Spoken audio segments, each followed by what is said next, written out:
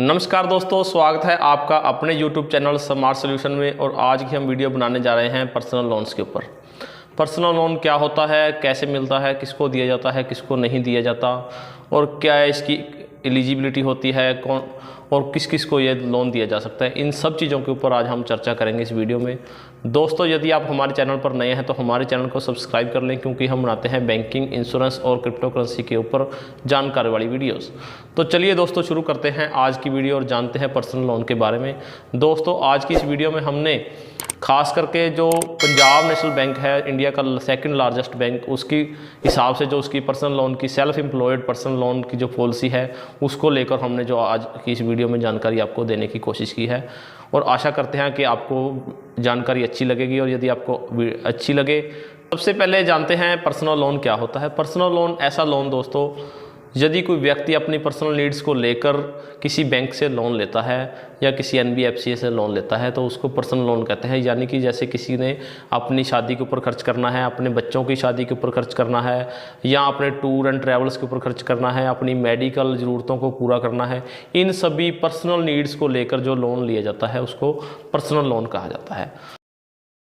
हम बात करते हैं पंजाब नेशनल बैंक की self employed personal loan schemes के बारे में, और आपको बताते हैं कि कौन कौन लोग इसमें लोन ले सकते हैं। दोस्तों, इस स्कीम के अंदर कोई भी data analyst, architect, valuer, LIC agent, engineer, software developer and financial consultants कोई भी है तो वो पर्सनल लोन सेल्फ एम्प्लॉयड के अंडर जो सेगमेंट है पंजाब नेशनल बैंक का, उसके अंडर लोन ले सकता है। यदि हम इसकी एलिजिबिलिटी की बात करें तो इसमें दोस्तों 6 लाख रुपए की जो इनकम है उसकी सालाना होनी चाहिए। कम से कम पिछले 2 साल की जो इनकम है वो बैंक कैलकुलेट करेगा। कम से कम 6 लाख रुपए प्रति ईयर जो इसकी एवरेज इनकम है 1 साल की, वो होनी चाहिए इसको पर्सनल लोन लेने के लिए। और कम से कम जो उसका सिबिल स्कोर है 750 मतलब 750 होना चाहिए या इससे ऊपर होना चाहिए।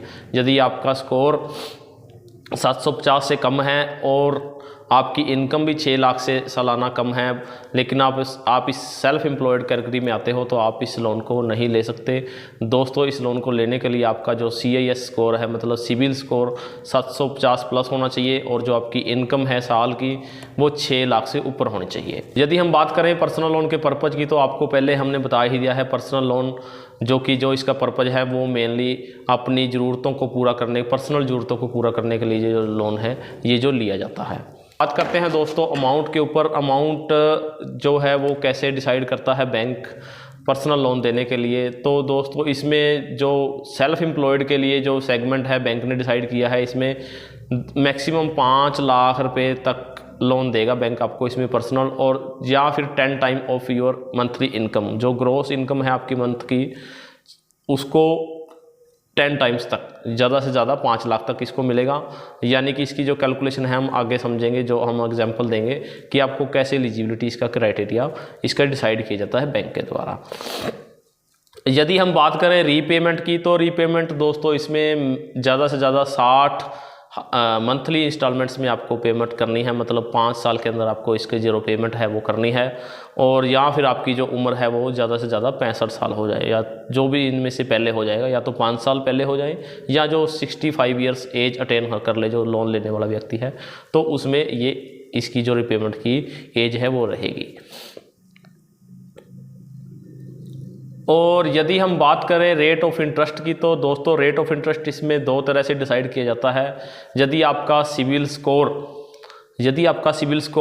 800 प्लस है, तो इसमें आपको RLLR प्लस BSP प्लस 3.5 यानी कि लगभग 12.35% PNB का जो रेट ऑफ इंटरेस्ट है जो पर्सनल लोन सेल्फ एम्प्लॉयड के लिए इसमें बनता है। यदि आपका जो सिबिल स्कोर है 750 और 800 के बीच में है, तो इसमें आपको 1% ज़्यादा ब्याज देना पड़ेगा, यानी कि 13.35% कुछ लगभग रेट ऑफ इंटरेस्ट जो है आपको इसका देना पड़ेगा।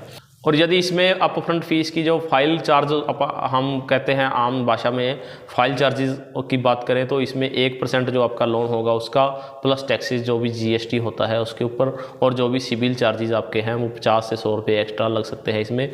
ये आपसे प्रोसेसिंग फ़ीस के रूप में बैंक चार्ज करेगा। जो सेल्फ एम्प्लॉयड कैटेगरी में आते हैं, जो मैंने पहले बात की है, सेल्फ एम्प्लॉयड कैटेगरी के लोग जो मतलब आते हैं और वो उनको लोन ले रहे हैं, उसमें जो भी उसका लोन बनेगा उसका 1% plus GST plus CIBIL charges आपको देने पड़ेंगे फाइल चार्जेस के रूप में। दोस्तों बात की जाए सिक्योरिटी की, तो सिक्योरिटी में थर्ड पार्टी सिक्योरिटी भी इसमें बैंक ले सकता है। और यदि आप किसी चीज़ को हाइपोथेकेट करवाना चाहते हैं, कोई आपकी प्रॉपर्टी पड़ी है या कोई कुछ और पर्सनल सिक्योरिटी आप देना चाहते हैं, वो भी इसमें कवर हो जाएगी। लेकिन यदि थर्ड पार्टी आप किसी की गारंटी देना चाहते हैं तो वो गारंटी उसमें बैंक को देनी पड़ेगी। और जो भी कोई गारंटर है उसका जो स्कोर है सिबिल स्कोर 650 से प्लस होना चाहिए, 650 प्लस होना चाहिए, उसी की ही गारंटी बैंक आपको जो थर्ड पार्टी गारंटी है एक्सेप्ट करेगा बैंक।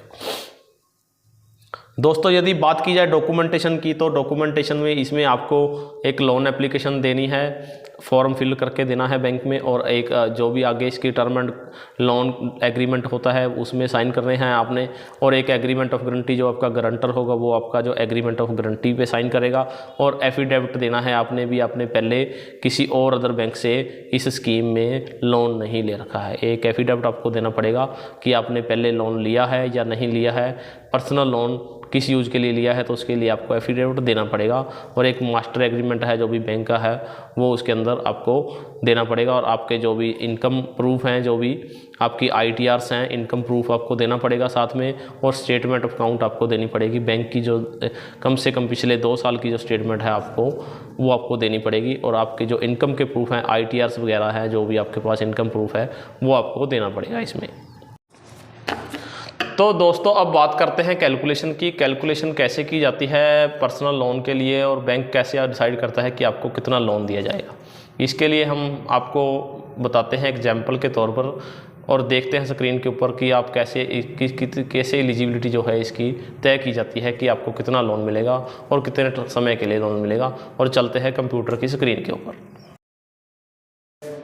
तो दोस्तों यदि आपकी ग्रॉस इनकम है जो वो 50,000 रुपये पर मंथ है, मान लेते हैं 50,000 रुपये पर मंथ ग्रॉस इनकम है आपकी, तो इसकी एलिजिबिलिटी कैसे तय करता है बैंक पर्सनल लोन के लिए, तो देखते हैं इसमें।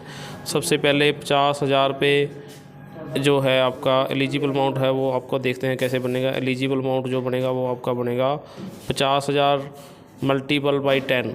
वैसे तो नॉर्मल 20 गुना भी दे देता है बैंक सैलरीड पर्सन के लिए, लेकिन हम जो कैलकुलेशन कर रहे हैं ये कर रहे हैं सेल्फ एम्प्लॉयड सेगमेंट के लिए। जो लोग सेल्फ एम्प्लॉयड हैं उनके लिए ये बैंक ने 10 गुना तय किया हुआ है, जो इनकी मंथली इनकम है उसका 10 गुना मैक्सिमम लोन मिलेगा इसमें। और ज़्यादा से ज़्यादा 5 लाख रुपये का लोन इसमें एलिजिबिलिटी बनती है। ये हम PNB के ऊपर कैलकुलेशन, PNB की पॉलिसी है जो सेल्फ एम्प्लॉयड लोन के लिए, उसकी पॉलिसी के हिसाब से कैलकुलेशन कर रहे हैं। और इसके आगे उसके बाद ज़्यादा से ज़्यादा जो रिडक्शन है इसमें आप 50% कर सकते हैं। मतलब यदि आपकी इनकम 50,000 रुपये है तो इसमें आपको 25,000 से ज़्यादा आपकी जो किस्त है महीने की वो नहीं बन सकती। तो आगे हम देखते हैं कि कैसे कैलकुलेट कर पाएंगे हम EMI कैसे कैलकुलेट करते हैं बैंक की। तो इसमें जो डिडक्शन है ज़्यादा से ज़्यादा 25,000 रुपये हो सकती है जो बंदा 50,000 रुपये महीने के कमा रहा है। लेकिन इसमें जो बैंक ने कंडीशन रखी है वो 6 लाख रुपये पर साल की जो इसकी इनकम होनी चाहिए पर्सनल लोन लेने के लिए, जो सेल्फ एम्प्लॉय सेगमेंट के अंदर आता है। तो इसमें EMI कैलकुलेशन में देखते हैं हम, जाकर क्रोम में जाते हैं। क्रोम में जाकर यहाँ पर सर्च करेंगे PNB EMI कैलकुलेटर खोल लेंगे यहाँ पर, और यहाँ पर हम अमाउंट डालेंगे EMI कैलकुलेट करने के लिए। 5 लाख का लोन हमारा एलिजिबल था, इसमें 12.35 के हिसाब से ब्याज बनेगा, और 60 महीने में ये जो देगा तो 11,211 रुपये की इसकी इंस्टॉलमेंट आएगी। यदि वही यदि आपका रेट यदि आप 13.35 पे कैलकुलेट करते हैं तो ये आपका 13,000 कुछ रुपये बनता है। तो ऐसे आप EMI कैलकुलेट कर सकते हो PNB कैलकुलेटर पे जाके, जो भी रेट ऑफ इंटरेस्ट और उसके हिसाब से। तो दोस्तों अभी देखते हैं इसके लिए। तो दोस्तों ये थी हमारी आज की छोटी सी वीडियो पर्सनल लोन्स के ऊपर, और हम कोशिश करेंगे कि आगे और भी अच्छी वीडियो आपके लिए लेकर आते रहें। यदि आपने हमारे चैनल को सब्सक्राइब नहीं किया है तो आप हमारे चैनल को सब्सक्राइब कर लें और अपने दोस्तों तक ज़रूर शेयर करें।